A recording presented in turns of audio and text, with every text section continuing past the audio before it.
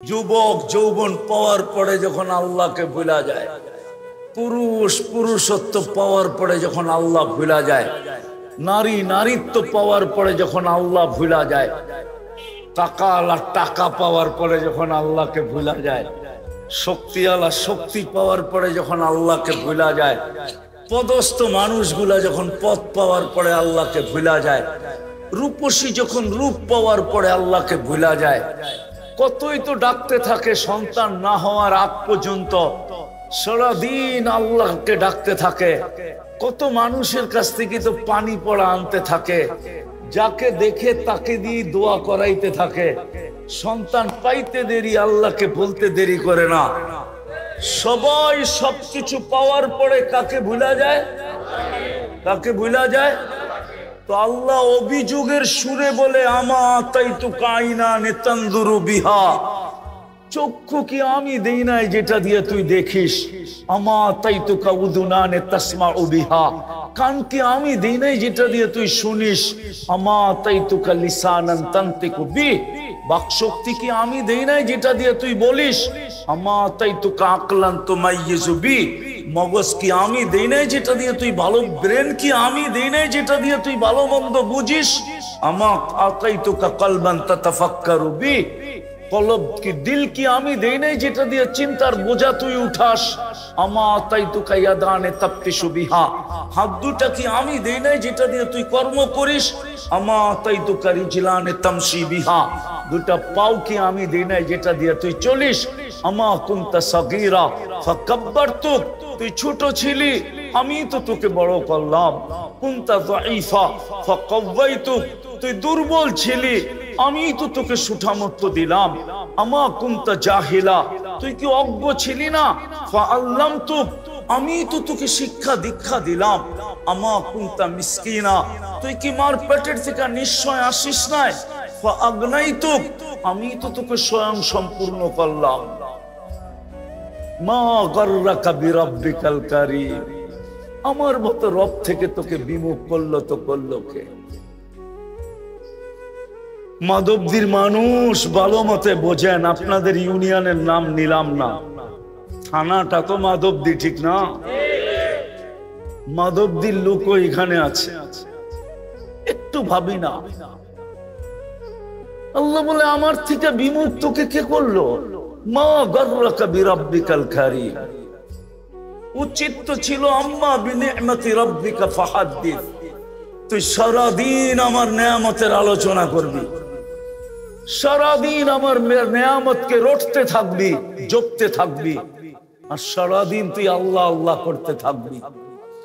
তোর হাত কর্ম করুক কিন্তু তোর মুখ আল্লাহ আল্লাহ করবে, তোর পাও চলতে থাকবে কিন্তু জবান আল্লাহ আল্লাহ করতে থাকবে। যদি জবানও না করে তো তোর মন আল্লাহ আল্লাহ করতে থাকবে। উচিত তো ছিল এটা, আমার থেকে তোকে বিমুখ কে করলো? মা গাররাকা বিরাব্বিকাল কারীম, এই কটা গণানের পরে আল্লাহ বলেন, উচিত তো ছিল আম্মা বিনি'মাতি রাব্বিকা ফাহাদ্দিস, আমার নেয়ামতের আর স্মরণ করা উচিত ছিল। উচিত তো ছিল না কুতিলাল ইনসানু মা আকফারা, অকৃতজ্ঞ হওয়া তো তোর জন্য শোভা ছিল না, শোভা পাইতো না তোর জন্য। তোর জন্য উচিত ছিল না যে তুই অকৃতজ্ঞ হবি। একটু আগেই তো আমি চিত্র দেখাইলাম, কিন্তু ভালো তো বাসি, দাবি তো করি বটে। বলেন, আসল কথায় আসি, বলেন ও যুবক, তোদের পায়ে হাত দিয়ে জিজ্ঞাসা করি, বল যৌবনের মতো জিনিস দিয়ে তোকে আল্লাহ সাজাইল, তৃতীয় লিঙ্গ তো বানাইতে পারতো, ঠিক না? না পারতো না। যৌবনের যুবকের বাহাদুরির উৎস কি? যৌবন, ঠিক না? যৌবন নাই তো দাম নাই, দাম আছে? যুবকের বাহাদুরির উৎস কি? দাম কত? কত? আরে কত? অনেক কত? অবর্ণনীয়, অতুলনীয়, অতুলনীয়। শুধু এইখানেই শেষ না, সমগ্র জগৎ দিয়া যৌবন কিনা যায় না যদি আল্লাহ যৌবন না দেন। সমগ্র জগৎ দিয়েও যৌবন যদি আল্লাহ যৌবন আর যুবক 14 তারিখে যে তোমারে ফুল দেয় কি দেখা দেয়? আরে কও না, তুমিও যে ফুল দাও কি দেখা দাও? আজ পর্যন্ত তৃতীয় লিঙ্গের কাউরে তো ফুল দিলা না, একটা মেসেজও পাঠাইলা না যে আমাকে জীবনে একবার হইলো I.U লেখা পাঠা। কিন্তু তুমি মোবাইল খুঁজলে তো শত মেসেজ পাওয়া যাবে, হাজার মেসেজ পাওয়া যাবে, যে একবার হইলো আমাকে একটা মেসেজ দাও I.U। তৃতীয় লিঙ্গরে দাও না কেন? আরে বুঝো, ভালো মতে বুঝো, কাজে দিবে। তোমাদের যুবকদেরই তো আয়োজন। উচিত ছিল তোমরাই থাকা, যাতে তোমাদের সাথে কিছু বিশেষ কথা বলা যায়। বয়স করে দেখা তো অনেক কিছু বলাও যায় না, ঠিক না? আর এটা যদি বিদেশের মতো কাবার স্টেডিয়ামে হইতো তাহলে আরো ভালো হইতো, আওয়াজও বাহিরে যেত না।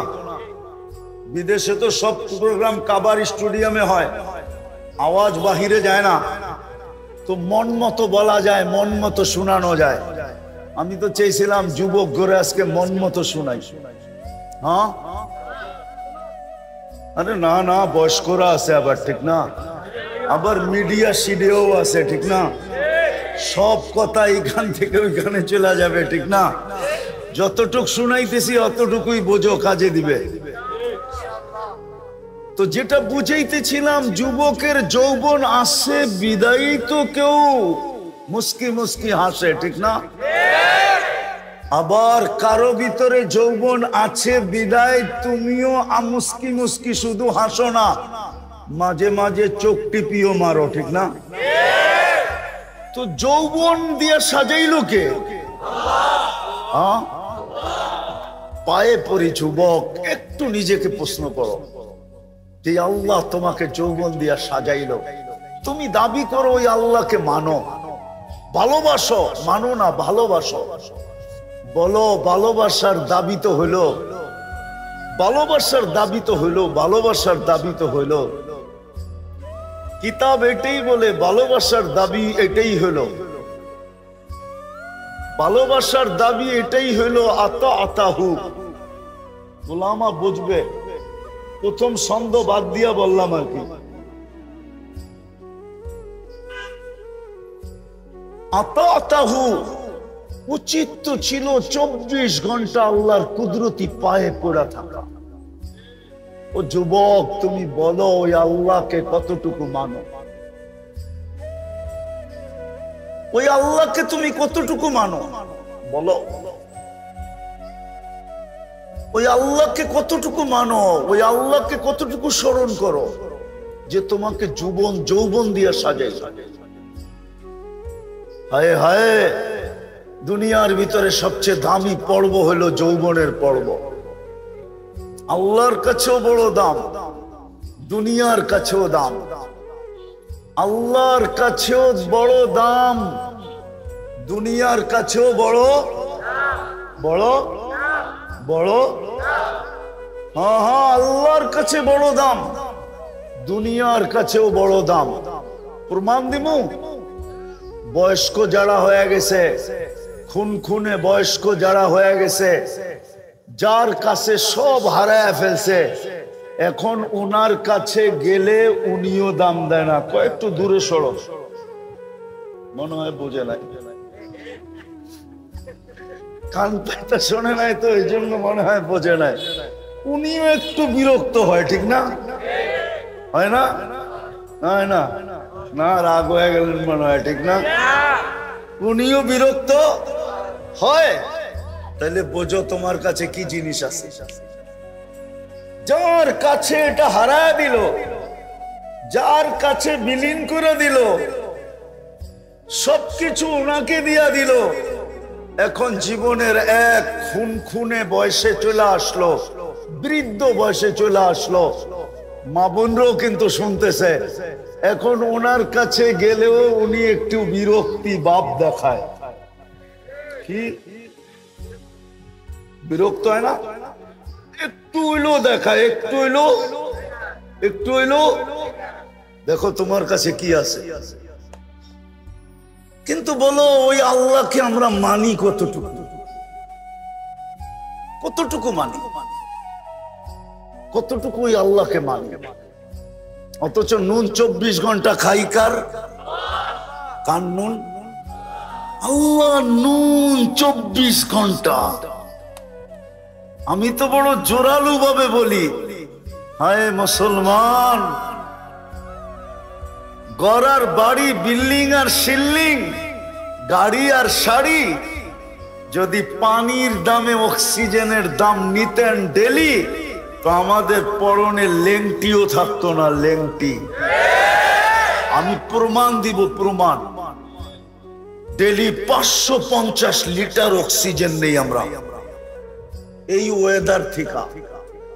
যদি পার লিটার পানির দামে 30 টাকা নিতেন, তাইলে ডেলি 16,500 টাকা বিল দিতে হইত। মাসে 4,95,000 টাকা বিল দিতে হইত। বিল দিতেন না বিল্ডিং বানাইতেন? বিল দিতেন না কাপড় চোপড় কিনতেন? আমি তো বললাম যেটা ওইটাই সত্য। মাসে 4,95,000 টাকা, বৎসরে 5 লক্ষই ধরেন, বৎসরে 5-12 60 লক্ষ টাকা শুধু বিল দিতে হইতো বাইচা থাকতে হইলে অক্সিজেনের। বিনা পয়সায় দেন, বিনা পয়সায় ডেলি 16,500 টাকা বিনা পয়সায় আল্লাহ ডেলি আমাদেরকে সার্ভিস দিতেছেন। অথচ দাবি করি আল্লাহকে ভালোবাসি। দাবির প্রমাণ ছিল এটা, তাসির রাসূল ওয়া তুযহিরু হুব্বাহু ফাইন্নাল মুহিব্বা মান ইউহিব্বু মুতিউ। উচিত ছিল 24 ঘন্টা আল্লাহর দাসত্ব করা, উচিত ছিল। বিবেক এটা বলে, যুক্তি এটা বলে, বিদ্যা এটা বলে, তর্ক এটাই বলে যে যে ডেলি আমাকে বিনা পয়সায় 16,500 টাকার অক্সিজেন, আমি শুধু অক্সিজেন দেখাইলাম, কসম খোদার, আল্লাহ আমাকে যতটুকু দিছে বিদ্যা, আমি যদি পুরো শরীর খুলি তাইলে আমি 1 কোটি টাকা ডেলি বাজেট দেখাইতে পারবো। নিম্নমানের, কম একবারে লো প্রাইস দইরা, লো প্রাইস। যেরকম অক্সিজেনের লিটার ধরলাম কত? 30 টাকা। কত? তাতে হলো 16,000। যদি কিডনি ডায়ালিসিসের বিল ধরি, পার ডায়ালিসিস, প্রত্যেকবার ডায়ালিসিসের বিল 100 টাকা, তাইলে ডেলি দিতে হবে 3600 টাকা। ডেলি আল্লাহ কুদরত দিয়ে আমাদের কিডনিকে ডায়ালিসিস করেন 36 বার 36 বার। অথচ যারা বিজ্ঞান করে মুখে ফেনা তোলে আর প্রযুক্তি করে চিৎকার দেয়, ওদের বিজ্ঞান আর প্রযুক্তি ডেলি একবার ডায়ালিসিস করতে পারে, তাও সপ্তাহে 7 দিন না, উর্দে 5 দিন করতে পারে, 5 দিন। যার ডায়ালিসিস সপ্তাহে 7 দিন দরকার হয়, ডাক্তার বলে আর ডায়ালিসিসের দরকার নাই, যে কদিন বাঁচবে, তারপরে কবরে চলে যাবে, ডায়ালিসিস করে কোনো লাভ নাই। জিজ্ঞাসা করেন কোন ডাক্তারকে আমার কথা ভুল না সত্য? আল্লাহ তো ডেলি 36 বার করে। যুবক তো ডেলি তরঙ্গের উপরে তরঙ্গ বাড়তে থাকে, যৌবনের তরঙ্গ যুবকের ডেলি বাড়তে থাকে।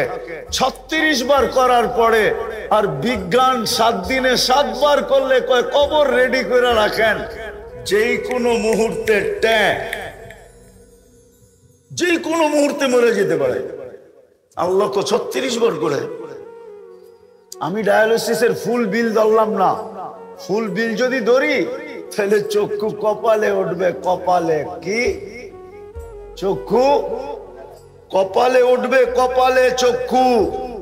আমি হিসাব করে দেখায় দিতেছি, চক্ষু কপালে উঠবে যদি দড়ি কমসে কম যদি 3500 করে দড়ি আর ডেলি 36 বার, তাহলে ডেলি 1,26,000 টাকা শুধু ডায়ালিসিস বিল দিতে হবে। যুবক, তোর পায়ে ধরে আমি শুধু শুধু চিৎকার দেই না, এই জন্য পায়ে ধরে চিৎকার দিতেছি। 3600 টাকা ডেলি দিতে হইতো, মাসে 1,08,000 টাকা ডায়ালিসিস ফি দিতে হইতো। বাকিগুলা বাদ দিলাম, শ্বাস নেওয়ারটা বাদ দিলাম, তোমার ভিতর থেকে কার্বন ডাই অক্সাইডকে ডেলি 80,000 বার বাইর করারটা বাদ দিলাম, খাওয়া পিসা হজম করারটা বাদ দিলাম। এরকম দেখাইলে 1 কোটি টাকা বিল বেডি ডেলি বানানো যায়। মাসে তোমার পিছনে 20 কোটি টাকা আল্লাহ খরচ করে। যুবক, তুমি তো বলো আল্লাহকে ভালোবাসি, প্রমাণ কি তুমি ভালোবাসো? যদি ভালোবাসতে সব বাদই দিলাম, সব বাদ দিলাম, তাইলে আল্লাহর ডাক শুনতে দেরি। মুসলমান কেউ নিজের জায়গায় দাঁড়ায় থাকার সাহস হতো না, ডাক যেদিক থেকে আসতেছে ওদিকে দৌড়াইতে দেরি করতো না। আল্লাহ ডেলি 5 বার ডাকে, 5 বার। কয়বার কাজব? কয়বার? কয়বার? আল্লাহ বলে আমি ডেলি কোটি টাকার সার্ভিস দেই, তুই আমাকে ডেলি 5 বারে ভাড়া পরিশোধ কর। 5 ওয়াক্তের নামাজ এই দেহের ভাড়া ছিল, ভাড়া। আল্লাহ ডাকে। কে ডাকে? কে ডাকে? কে ডাকে? বলো যুবক, আমার সমাজের কয়জন মসজিদে আসে? জুমার দিন হুজুররা বুঝাইতে বুঝাইতে বুঝাইতে গলা শুকায় ফেলে। হয় কয়জন মুসল্লি বোঝে? ও যুবক, তোমরাই কয়জন বোঝো? আমার মা বোনরাই কয়জন বোঝে? শ্রমিকরাই বোঝে কয়জন যে আল্লাহর দেওয়া দেহ দিয়া, শ্রম দিয়া মাসের শেষে কচকচে নোট গয়না বাড়িতে যাইতেছে। বৎসরে 2 বার যে বোনাস পায়, 1 বার বোনাস পায়, এই দেহটা দিয়েই তো পায়, ঠিক না? ও আল্লাহর ডাকে কয়জন দৌড় দেয়? কুরআন তো বলে ফাসাউ ইলা যিকরিল্লাহ, দৌড়াও। আওয়াজ শুনতে দেরি, দৌড় দিতে দেরি করিস না। ডাকে কে? কে ডাকে? কে ডাকে? কোন আল্লাহ? কোন আল্লাহ?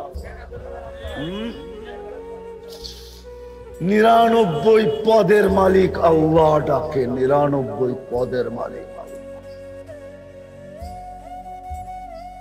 এক পদস্থ মানুষ ডাকলে লঙ্গি পর্যন্ত খুলা যায়, হয় হয় ঘাম পর্যন্ত শরীর থেকে বাহির হয়ে যায়। আমরা অতীত 17 বৎসর দেখছি, পদস্থ লোক ডাকলে কি হইতো? পদস্থ লোক তার পদের বাহাদুরি কিরকম দেখাইতো।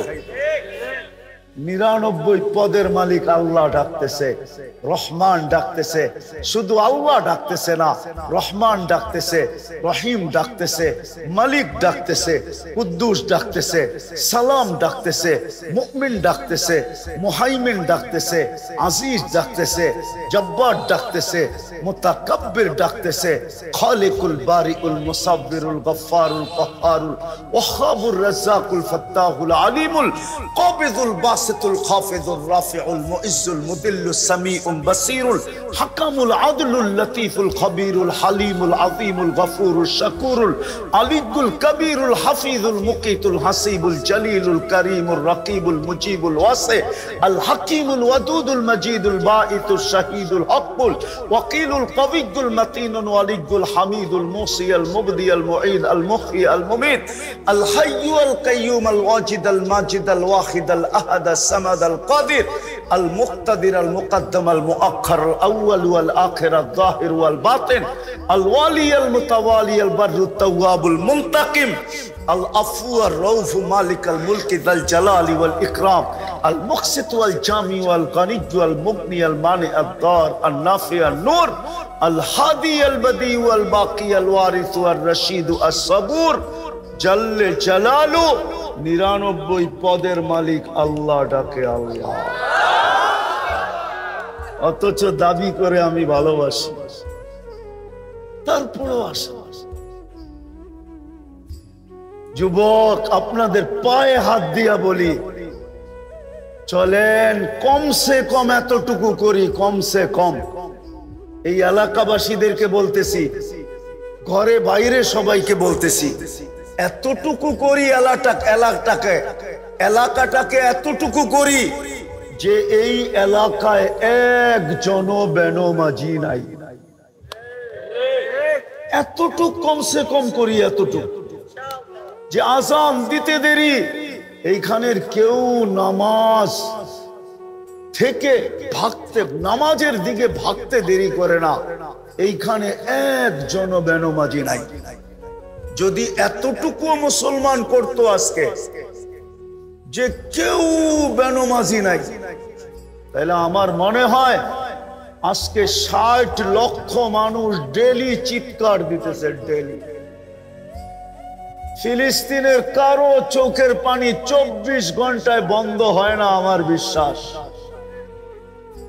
ওদের সাথে সাথে আমাদেরও বন্ধ হয় না। হাত উঠাইলেই কান্না আসে, নেটে দেখলেই মন বুক ফাইটা যায়। 60 লক্ষ মানুষের চোখের পানি বন্ধ হইতেছে না, সারা দিন আল্লাহ আল্লাহ চিৎকার দিতেছে। কিন্তু আমি যদি ইতিহাস দেখি তো দেখি একজনের জন্য ফেরেশতা নাইমা আসতেছে, তাও খোলা তরবারি হাতে। একজনের জন্য ফেরেশতা নাইমা আসতেছে। কয়জনের জন্য? আমি উলামাদের সামনে প্রমাণ দিব, একজনের জন্য ফেরেশতা নাইমা আসতেছে, তাও চতুর্থ আকাশ থেকে, খোলা তরবারি হাতে।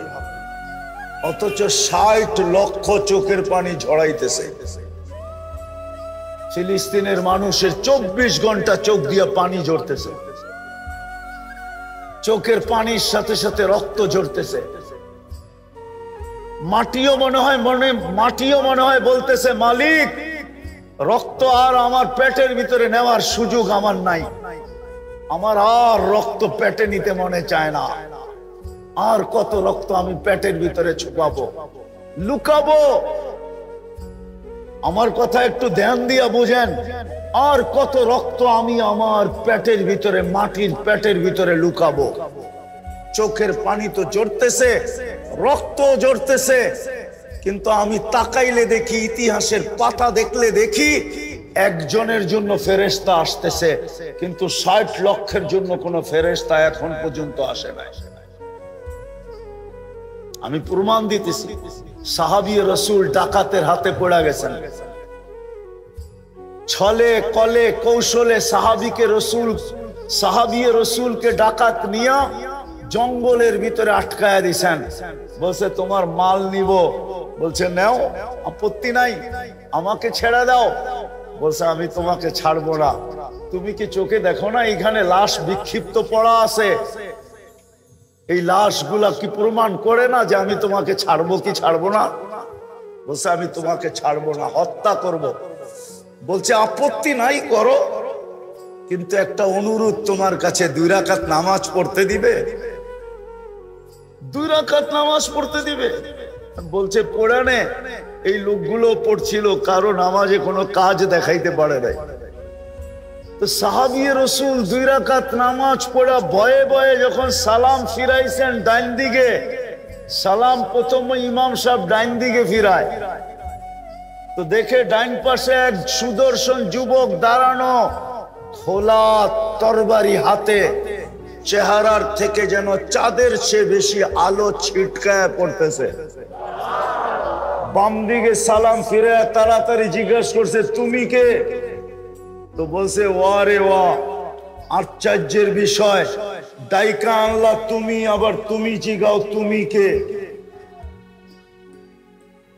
ডাইকা তো তুমি আল্লাহ, আবার তুমি জিজ্ঞাসা করতেছো তুমি কে? বলছে, কখন ডাইকা আনলাম? বলে, তুমি কি সেজদায় চিৎকার দাও না, ইয়া মুগিস আগিসনি? লম্বা দোয়া, চলেন আপনাদেরকে শুনাই দেই। ইয়া ওয়াদুদ ইয়া দাল আরশিল মাজিদ ইয়া ফাআলুল লিমা ইউরিদ আসআলুকা বিইজ্জাতিকাল্লাতী লা তুরাম ওয়া বিমুলকিকাল্লাযী লা ইউযাম ওয়া বিনূরিকাল্লাযী মালা আরকানা আরশিক আন তাকফিনি মিন হাদাল লিস ইয়া মুগিস আগিসনি। বলে, তুমি যখন ইয়া মুগিস আগিসনি বলে চিৎকার দিছো প্রথমবার, 7 আকাশের ভিতরে ছুটাছুটি শুরু হয়ে গেছে। ফেরেশতাদের মুখে চিৎকার ছিল, আল্লাহ বিপদগামী কোন ব্যক্তির আওয়াজ, হুকুম দিতে দেরি, ঝাঁপায় পড়তে দেরি করব না। তো আল্লাহ আমাকে নির্বাচিত করছেন, আর কাউকে না। বলছে, সবার প্রয়োজন হবে না, একজন গেলেই হবে। তা আমি নির্বাচিত হয়েছি। দ্বিতীয়বার যখন তুমি ইয়া মুগিস বলে চিৎকার দিছো, তা আমি 4 আকাশ অতিক্রম করে ফেলছি। তৃতীয়বার যখন চিৎকার দিছো, তা আমি তোমার পাশে আইসা দুশমনকে জাহান্নামে পাঠায় দিছি। ওই যে দেখো লাশে আগুন জ্বলতেছে। সাহাবী রাসূল হাসি দিয়া বলতেছে, এটা আমার বৈশিষ্ট্য? বলছে, না, তোমার মতো নামাজ কিয়ামতের সকাল পর্যন্ত যে উপহার দিবে, আমি তার জন্য জীবিত থাকব, আর তার ডাকে আমি 4th আকাশ থেকে ছুটে আসব। আমি যদি আল্লাহকে প্রশ্ন করি, মালিক আজকে তো 60 লক্ষ চোখের পানি জড়াইতে 24 ঘন্টা ওদের চোখের পানি ঝরতেছে, জমিন পর্যন্ত রক্ত নিতে এখন দ্বিধাবোধ করতেছে যে আমি আর কত রক্ত জড়িত লাশ আমার পেটে নিব। ফিলিস্তিনের মাটি মনে হয় এটা বলতেছে। ইতিহাস তাকাইলে দেখি একজনের জন্য ফেরেশতা পাঠাইতেছ, কিন্তু 60 লক্ষের ফেরেশতা কোথায়? কিন্তু আল্লাহ তো আমাকে বলে, ওরা আমাকে ভালোবাসে বটে, কিন্তু আমি ডেলি 5 বার ডাকি, তুই আমাকে বল কয় % মুসলমান আমার কুদরতি পায়ে আইসা মাথা রাখে। অথচ আমি তো তোদের জন্যই। তুর পাহাড় যখন আমি দেখছি, তুর পাহাড় 2010-এর কাহিনী বলতেছি, 15 বছর হইতে চললো। ওই সময় আমার মনে উঠছিল, মনে মুসা আলাইহিস সালাম আল্লাহকে জিজ্ঞাসা করছিলেন, তুকাল্লিমু মাই হাল তুকাল্লিমু আহাদান গায়রি, আমার সাথে কথা বলেন, আপনি কারোর সাথে কথা বলবেন? আল্লাহ বলে, মুসা জানো তুমি কোথায়, আমি কোথায়? আপনি পাহাড়ের চূড়ায় হবেন, আমি নিচে হমু। দূরত্ব তো এতটুকুই হবে, ঠিক না? না, কথা তো তোর পাহাড়ে হইতেছে, ঠিক না? হ্যাঁ, এতটুকুই দূরত্ব, ঠিক না? আবার কয় জি। আল্লাহ বলে, তুমি তো ভাবতেছো যে আমি চূড়া, তুমি পদদেশে। বাইনি ওয়া বাইনাকা হিজাব, তোমার আমার মাঝে পর্দা। বলছে, কয়টা? কয় 70,000 পর্দা। আমি ওই পারে, তুমি এই পারে। সাতাতি উম্মাতুন, এক উম্মত আসবে, ওরা আমার সাথে কথা বলবে, আমি ওদের সাথে কথা বলবো। ফালা হিজাবা বাইনি ওয়া বাইনাহুম, এদের মাঝে আমার মাঝে কোনো পর্দা থাকবে না। পর্দা থাকবে না? আরে বলেন না, কোনো পর্দা থাকবে না না না না না না, কোনো পর্দা থাকবে না। এই জন্য মুসল্লি যখন সেজদায় যায়, হায় হায় হায়, আস-সাজিদু ইয়াসজুদু আলা কাদামাইর রাহমাহ, সেজদাকারী আল্লাহর কুদরতি পায়ে মাথা রাখে। মুসল্লি উনাজি রব্বা, বুখারী শরীফ, নামাজি আল্লাহর সাথে কথা বলে। কথা আল্লাহ বলে এই সুযোগ দিলাম ওদেরকে, বল শতকরা কয়জন মসজিদে আসে? বলেন আপনারা কয়জন? আমি ৬০ জায়গায় চলে আসছি, কয়জন মসজিদে আসে? শতকরা ৯০ জন আসে না। তাইলে প্রথম কথা ছিল যে দাবি তো করি মাথায় হাত দিয়া, বুকে হাত দিয়া, কোরআনে হাত দিয়া, মনের থিকা, বড় গলায়, সন্তানের মাথায় হাত দিয়া আল্লাহকে ভালোবাসি, কিন্তু ২৪ ঘন্টা বুক করি ওই আল্লাহটা, কিন্তু ওই আল্লাহকে মানি তো মানি কতটুকু? কালকে যে চলে যাব এই আল্লাহকে চেহারাটা দেখাবো কি করে? বলেন কোরআনের উত্তর দিব কি করে? লা তুসআলুন্না আনিন নাঈম, প্রত্যেক নিয়ামত সম্পর্কে যখন জিজ্ঞাসা করা হবে তো জবাব দিব কি করে? ওই জান্নাত মিলবে কি করে? দ্বিতীয় দ্বিতীয় দ্বিতীয় দ্বিতীয় দ্বিতীয় রসুলকে ভালোবাসি, ঠিক না? না বাসি না? কে কে বাসি? পাক্কা মনের থিকা? নামান নামান নামান। দাবি করলে কি হবে? যদি রসুল কি ভালোবাসতে যুবক, তাহলে তোমার চুলের স্টাইল এরকম হইতো কেন? তোমার পোশাক আশাক এরকম হইতো কেন? আমার সমাজের মা বোন বেপরদা চলতো কেন? মেয়েরা বেপরদায় ঘুরতো কেন? মুসলমান উম্মতে মুহাম্মাদি। একটা কথা শুধু বলে দিতেছি, একটা কথা বলে গুছায় আনতেছি কথা। দাবি তো করি রসুলকে ভালোবাসি, কিন্তু আদর্শে আদর্শবান হইতে রাজি না। আমি বুখারী শরীফ থেকে দেখায়া কথাটা শেষ করতেছি। রাত্র 11টা বাজতে চলছে, আর লম্বা করতে চাইতেছি না। ইমাম বুখারী রহমতুল্লাহ আলাইহি লেখছেন, দুনিয়া বলে কবরের প্রশ্ন ৩টা। কয়টা? কয়টা? আমিও বলি ৩টা, কিন্তু কবরের মৌলিক প্রশ্ন একটা। আসল প্রশ্ন, আসল প্রশ্ন, আসল প্রশ্ন, গুরুত্বপূর্ণ প্রশ্ন একটার ভিতরেই ৩টা, একটার ভিতরেই। ইমাম বুখারী রহমতুল্লাহ আলাইহি লেখছেন, কবরে যাওয়ার পরে সর্বপ্রথম জিজ্ঞাসা করবে, মা কুনতা তাকুলু ফি হাদার রাজুলি মুহাম্মাদিন, বলো যেই নবীর উম্মত বানায়া তোমার কাঁধে আমি 4 স্টার দিছি, 4টা স্টার দিছি তোমার কাঁধে, 4টা স্টার। মেজর জেনারেলের কাঁধে 4টা স্টার থাকে, তোমাকে আমি মেজর জেনারেল বানাইছি, 4 স্টার ওয়ালা বানাইছি। প্রথম স্টার কুনতুম খায়রা উম্মা, দ্বিতীয় স্টার উখরিজাত লিন-নাস, তোমাকে আমি মানব জাতির কল্যাণের জন্য পাঠাইছি। তৃতীয় স্টার হলো হুয়াজতাবাকুম, তোমাদেরকে কুদরতি হাতে আমি বাছাই করছি। চতুর্থ স্টার হলো শুহাদা আলান নাস, কিয়ামতের দিন আমি তোমাদেরকে আমার পক্ষে রাজ সাক্ষী হিসাবে নির্বাচিত করছি। যেই বন্ধুর উম্মত হওয়ার কারণে তোমাদেরকে আমি এতটুকু মূল্যায়িত করছি, মূল্যায়িত বোঝেন তো? তোমাদের জীবনকে, সময়কে এতটুকু মূল্যবান বানাইছি, এক রাত্রই ৮৩ বৎসর। মনে হয় ভুল বলতেছি, ঠিক না? কি এক রাত্র? এক রাত্র ৮৩? আরে ৮৩,০০০ বললেও কম হবে।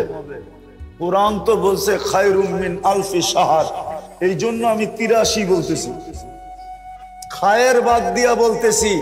আর যদি খায়ের মিলায়া বলি তাহলে 83 লক্ষ বললেও ভুল হবে না। আমি উলামাদেরকে মিলায়া দিতে পারবো। এক রাত্রের বিনিময়ে তোমাদেরকে আমি 83 বৎসরের ইবাদত দিতেছি। যেই বন্ধুর উম্মত হওয়ার কারণে কবরের প্রথম প্রশ্ন, ওই বন্ধুর রঙে কতটুকু রঙিন ছিল। আজকে 90% না 99% আমার সমাজের লোক বিজাতির রঙে রঙিন, ইহুদিদের রঙে রঙিন, খ্রিস্টানের রঙে রঙিন, হায় হায় বিজাতির রঙে রঙিন। সাফারি স্যুট পরা, তারপরে ফাতিহা পড়ে গায়রিল মাগদুবি আলাইহিম ওয়ালাদ-দাল্লিন, আবার জোরে আমিনও বলে। হায় হায়, আল্লাহ বাঁচায়া দিছে, নাইলে ফেরেশতা ওই সময় চটকনা দেওয়া দরকার ছিল যে তুই তো পয়রা রইছ ইহুদিদের লেবাস, আবার তুই বলতেছস কি কইরা যে ওদের হাত থেকে আমাদেরকে বাঁচান। চটকনা যে দেয় না, এটাই শুকরিয়া আদায় করি। উচিত ছিল চটকনা দেওয়া। বলবে ফেরেশতা কই থেকে আইসা দিবে? আরে তোমার সাথে তো আছে 20 জন ফেরেশতা, 24 ঘন্টা আমাদেরকে গার্ড দেয়, গার্ড। দিনে 10 জন, রাত্রে 10 জন। ওই যেডি আমাদেরকে গার্ড দিতেছে ওডি একটা চাট উঠায়া মারা উচিত ছিল। 90 জন, সব বিজাতির রঙে রঙিন। যদি রঙিন না হইতো তাইলে পহেলা বৈশাখ আমার দেশে এরকম হইল কেন? অতীতে এরকম হইতো কেন? যাক, এই বছর তো একটু নতুন রূপ পাইছে, ঠিক না?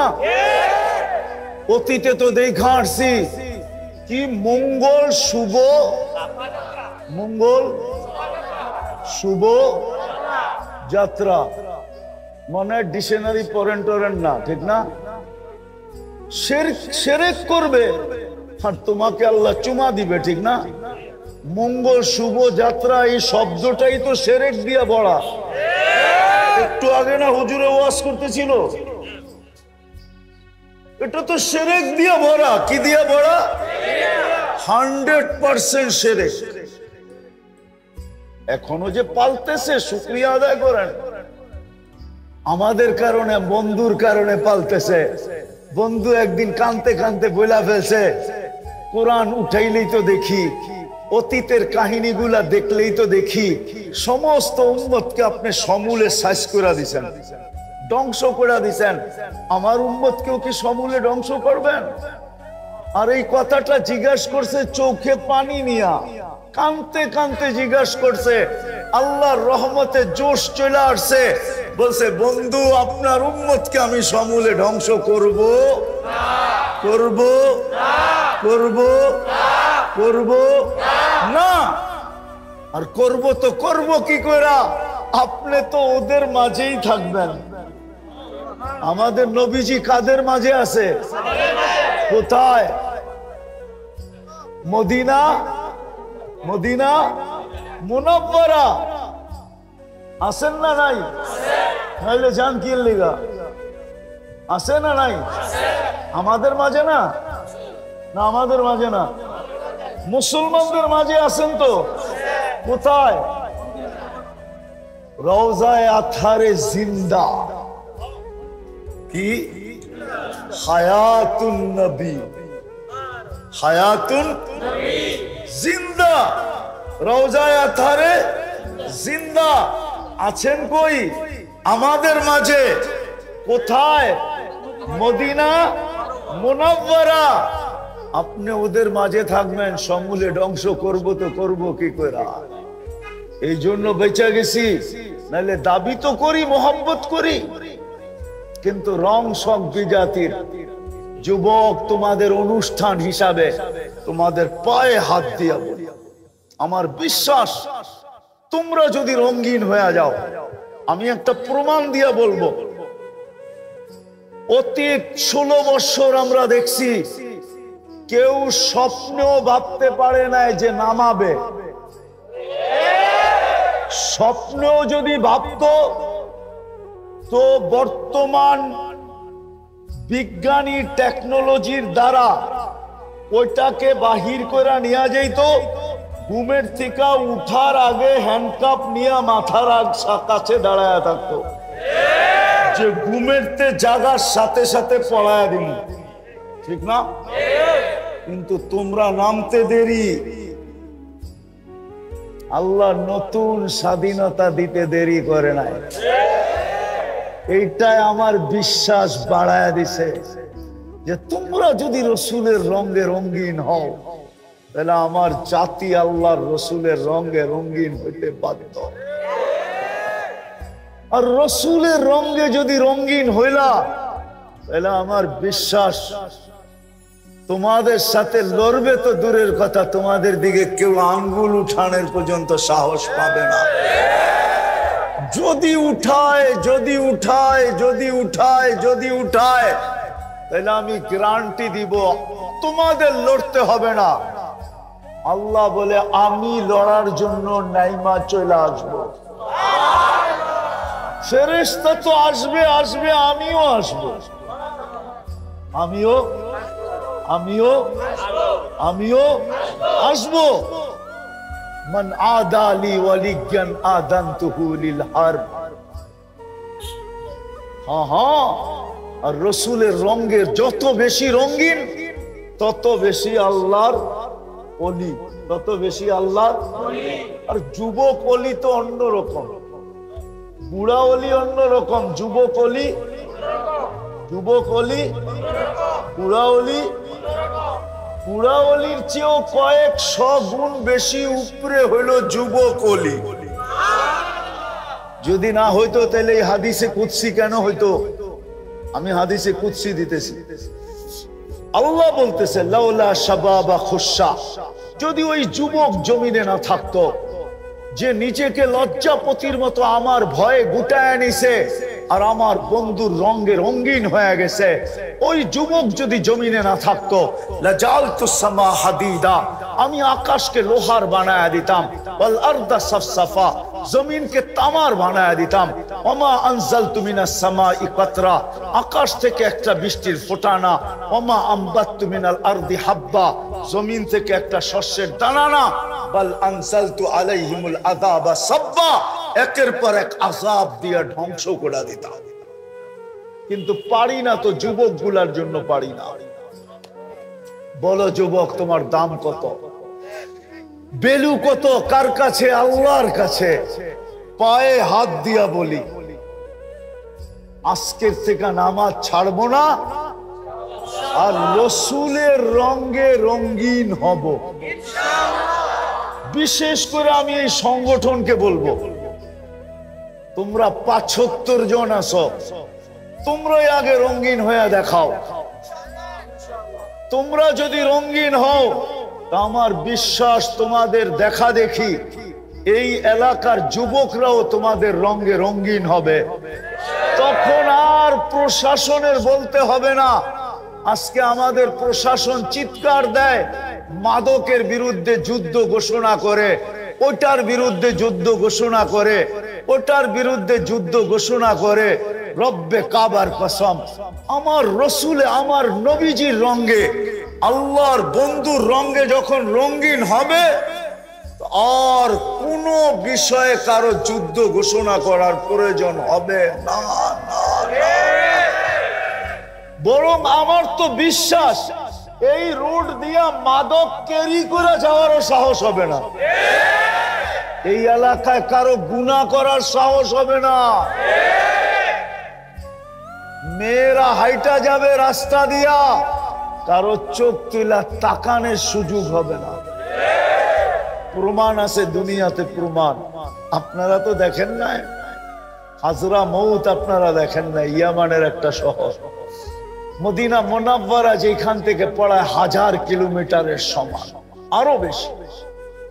মেয়ে হাজরা মউত থেকে মদিনা মুনাওয়ারায় গেছে। উমর রাদিয়াল্লাহু আনহু জিজ্ঞাসা করছে, বেটি এত বড় রাস্তা অতিক্রম করে আসলি, বল মানুষকে কেমন পাইলি? সমস্ত মেয়েরা যেন একমার পেটের বোন, সমস্ত পুরুষ যেন একমার পেটের ভাই। এত দূরত্বের রাস্তা তোর কাছে কেমন মনে হইলো? বলে কান্নি ফি বাইতিন, আমি যেন একটা বাড়ির ভিতরেই ছিলাম। খারাজতু মিন গুরফা, একটা কামরার থেকে বাহির হইছি। ওয়া দাখালতু ফি গুরফা, মানে হলো আরেকটা কামরার ভিতরে আমি ঢুকলাম, এরকম নিরাপদ। সুবহানাল্লাহ, তোমাদের পায়ে হাত দিয়া বলিয়া, এছাড়া আল্লাহর রহমতটাই না আনা যাবে না। লাশের পরে লাশ পড়বে, লাশের পরে লাশ পড়বে, লাশের পরে লাশ, রক্তের পরে রক্তর বন্যা বয়া যাবে, কিন্তু ফেরেশতা নাইমা আসবে না। ফেরেশতা নাইমা যতক্ষণ পর্যন্ত বন্ধুর রঙে রঙিন না হয়। আল্লাহর একটা হুকুম শুধু আমি বললাম, 5 ওয়াক্ত নামাজি না হই। তওবা কইরা দুটা করতে রাজি আজকের থেকে? ইনশাআল্লাহ। কেননা কালকে আল্লাহর কাছে যায় চেহারাটা দেখাইতে হবে, সমস্ত নেয়ামতের হিসাব দিতে হবে। কবরে সর্বপ্রথম প্রশ্ন হবে, মা কুনতা তাকুলু ফি হাদার রাজুলি মুহাম্মাদিন। কিতাবুল জানায়েজে ইমাম বুখারী রাহমাতুল্লাহ আলাইহি লেখেন যে, বল আমার বন্ধুর রঙে কতটুকু রঙিন ছিলি, আমি বন্ধুর খাতিরে তোকে কিনা দিছি, তোর মর্যাদা কোথায় না উঠাইছি, উচ্চ শিখরে নিয়ে গেছি, সমস্ত উম্মতকে তোর সামনে আমি জলাঞ্জলি দিয়া দিছি। হ্যাঁ হ্যাঁ হ্যাঁ, এই জন্য চলেন আজকে মনের থেকে তওবা করি। কে কে রাজি তওবা করতে? পাক্কা? তাহলে বলে দেন, আল্লাহ অতীত থেকে তওবা করলাম, আপনি আমাদের তওবা কবুল করেন। দ্বিতীয়, আজকের থেকে নামাজ ছাড়বো না। পাক্কা? নামান। তৃতীয়, আজকের থেকে আল্লাহর রসুলের রঙে রঙিন হবে। যুবকরা কি বলে? পাক্কা? হ্যাঁ, সত্য? কোন সহজ? আলহামদুলিল্লাহ সুম্মা আলহামদুলিল্লাহ, বলেন না আলহামদুলিল্লাহ। বাংলাদেশের মতো কপাল দুনিয়ায় আল্লাহ কাউকে দেন নাই। যেই দেশের কদমে কদমে হক্কানি আলেম পাওয়া যায়, আল্লাহর সৈনিক পাওয়া যায়, সৈনিক হক্কানি আলেম কদমে কদমে পাওয়া যায়, প্রত্যেক গ্রামে গ্রামে পাওয়া যায়, প্রত্যেক গ্রামে গ্রামে পাওয়া যায়। এরকম পরিবেশ দুনিয়ার কোন দেশে নেই। শুধু রাস্তার এই মাথা থেকে এই মাথা পর্যন্ত কয়টা মাদ্রাসা? না, আরে ওই মেইন রোডের থেকে ঢুইকা এই মেইন রোড পর্যন্ত বাইরেতে কয়টা মাদ্রাসা? দুই পাশে। দুর্মিয়া চৌখে পড়ার মতোই তো 6টা, চিপায় চাপায় ছোট ছোট আছে না কয়েকটা, ওটি গণেন না কেন? এতটুক জায়গার ভিতরে যদি এতটি মাদ্রাসা, মসজিদ কয়টা? আরে কন্যা, মসজিদ তো বানাইছেন, মাঝে মাঝে আপনাকে উপরে বিরক্ত লাগে। একটা মসজিদের সামনে পার্কিং বানান নাই, যে কোনো পথিক গাড়িটা থামায় নামাজ পড়া যাইব, একটার মধ্যে পার্কিং বানায় নাই। মাঝে মাঝে খুব বিরক্ত লাগে, আমি পড়ার সময় তো যাই, মাঝে মাঝে আমার খুব বিরক্ত লাগে। একটার ভিতরে পার্কিং বানাইতে পারতো, কিন্তু দেওয়ালটা এরকম উঁচা করে দিছে যে গাড়ি এটার ভিতরে উঠানো যায় না, একটু স্লোপ করে দিলেই তো। একটা আমার চোখে আছে, এটার গাড়ি ঢুকানো যেত, 2-3 দিন আমি ঢুকাইতে চাইছি, কিন্তু ড্রাইভার কয় এটা পার হয়ে জামু কেমনে?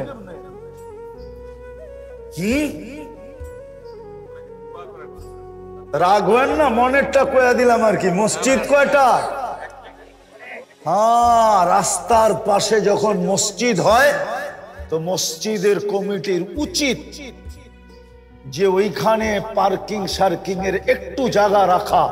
হতে পারে কোন আল্লাহর বান্দা নামাজ পড়বে আর দেখবে মসজিদটা টাইলস ফাইলস নাই, কমিটি ডাইকা করব ঠিকানা দেয়া যাবে, আমি টাইলস পাঠায় দিব, খালি লাগায় দিবেন।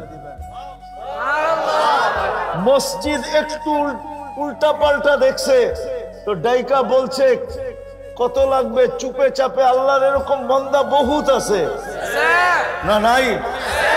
নাই? হ্যাঁ, আপনারা তো কাউরে দাঁড়াই দিতেন না, না মনে হয় বোঝে নাই। আপনারা তো কাউরে দাঁড়াই দিতেন না, নামাজই পড়তে দেন না, গাড়ি একটা রাখলে পুরো রোড জাম, ঠিক না? বাকি সবাই দিব গালি, ঠিক না? ও চিন্তা করে গালি খাওয়ারও দরকার নাই, নামাজ দরকার হইলে আরো 20 মিনিট পরে যায় পড়বো, আগে যাই পাঁচ দো না, পরে চিন্তা করবো কোন জায়গায় পড়বো, ঠিক না? হ্যাঁ, রাগ হয়ে গেলেন নাকি আমার কথা? মসজিদের সামনে বানান পার্কিং। হ্যাঁ, বানাবেন? হ্যাঁ, পার্কিং বানান মসজিদের সামনে। দরকার হইলে নিচতলাকে একটু ছোট করেন, পুরা নিচতলায় পার্কিং বানান, দেখবেন এইখান দিয়া উচিত। এটা হাইওয়ের উপরে মসজিদ, হাইওয়ের উপরের মসজিদ গুলাতে আমাদের দেশের নিয়ম নাই, বিদেশে নিয়ম আছে, এমনকি কাফেরের দেশে নিয়ম আছে। আপনি পার্কিং দেখাইতে হবে, নাহলে মসজিদ বানাইতে পারবেন না। হ্যাঁ হ্যাঁ, আমি দুনিয়া ঘুরি, আমার কাছে জিজ্ঞেস করে, পার্কিং দেখাইতে হবে, তারপরে মসজিদ বানাইতে পারবেন, এছাড়া বানাইতে পারবেন না। আগে পার্কিং শো করতে হবে।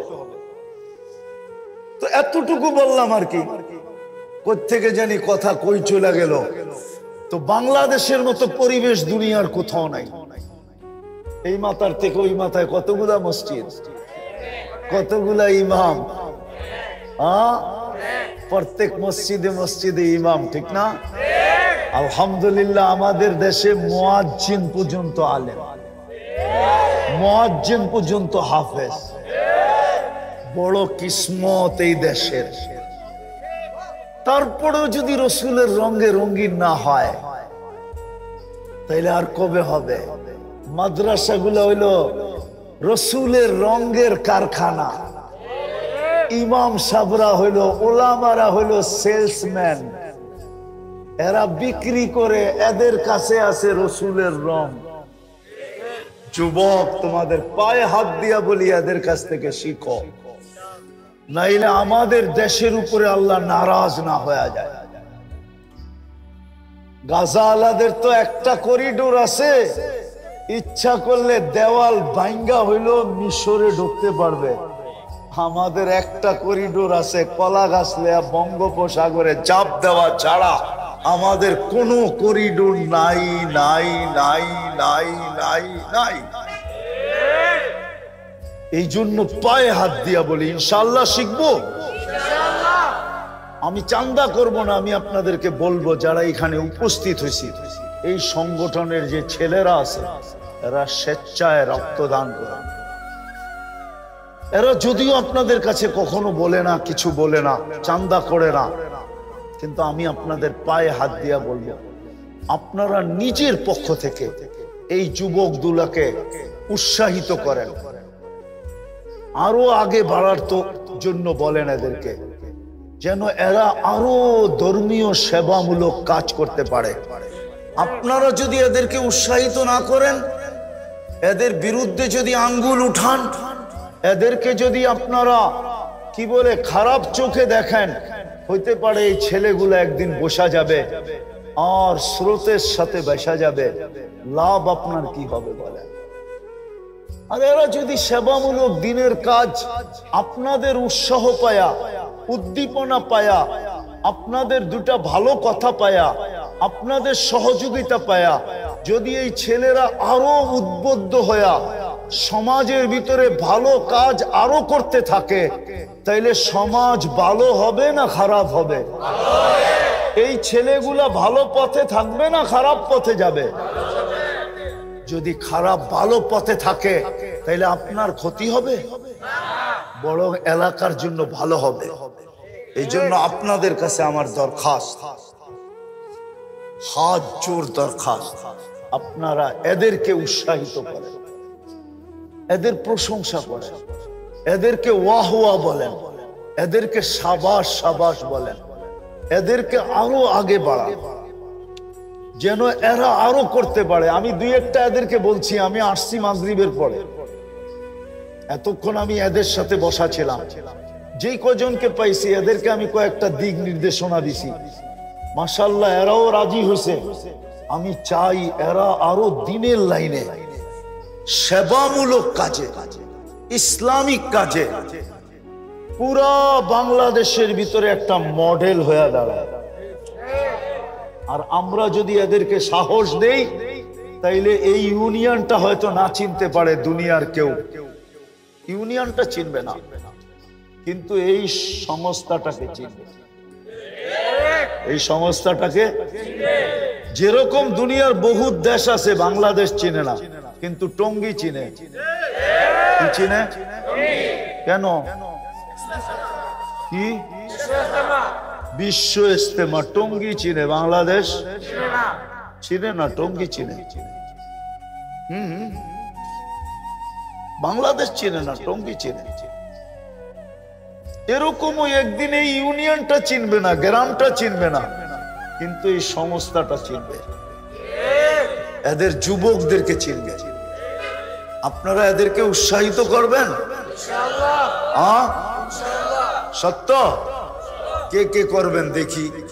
আমি চান্দা করব না, কিন্তু আমি শুধু উৎসাহিত করা চাইতেছি না। আমার এদেরকে আপনারা বাহবা বলেন, উৎসাহিত করেন। আল্লাহ আপনাদেরকে আমল করার তৌফিক দান করেন। ওমা আলাইনা। যদি ওই যুবক জমিনে না থাকতো, যে নিজেকে লজ্জাপতির মতো আমার ভয়ে গুটায় নিছে আর আমার বন্ধুর রঙে রঙিন হয়ে গেছে, ওই যুবক যদি জমিনে না থাকতো, লাজালতুস সামা হাদিদা, আমি আকাশকে লোহার বানায় দিতাম, ওয়াল আরদা সাফসাফা, জমিনকে তামার বানায় দিতাম, ওমা আনজালতু মিনাস সামাই কাতরা, আকাশ থেকে একটা বৃষ্টির ফোঁটা না, ওমা আমবাততু মিনাল আরদি হাব্বা, জমিন থেকে একটা শস্যের দানা না, বাল আনজালতু আলাইহিমুল আযাবা সাব্বা, একের পর এক আযাব দিয়ে ধ্বংস করে দিতাম। কিন্তু পারি না তো, যুবক গুলার জন্য পারি না। বলো যুবক, তোমার দাম কত? বেলু কত? কার কাছে? আল্লাহর কাছে। পায়ে হাত দিয়া বলি, আজকের থেকে নামাজ ছাড়বো না, আর রসুলের রঙে রঙিন হব। বিশেষ করে আমি এই সংগঠনকে বলবো, তোমরা ৭৫ জন আছো, তোমরাই আগে রঙিন হয়ে দেখাও। তোমরা যদি রঙিন হও, আমার বিশ্বাস তোমাদের দেখা দেখি এই এলাকার যুবকরাও তোমাদের রঙে রঙিন হবে। তখন আর প্রশাসনের বলতে হবে না।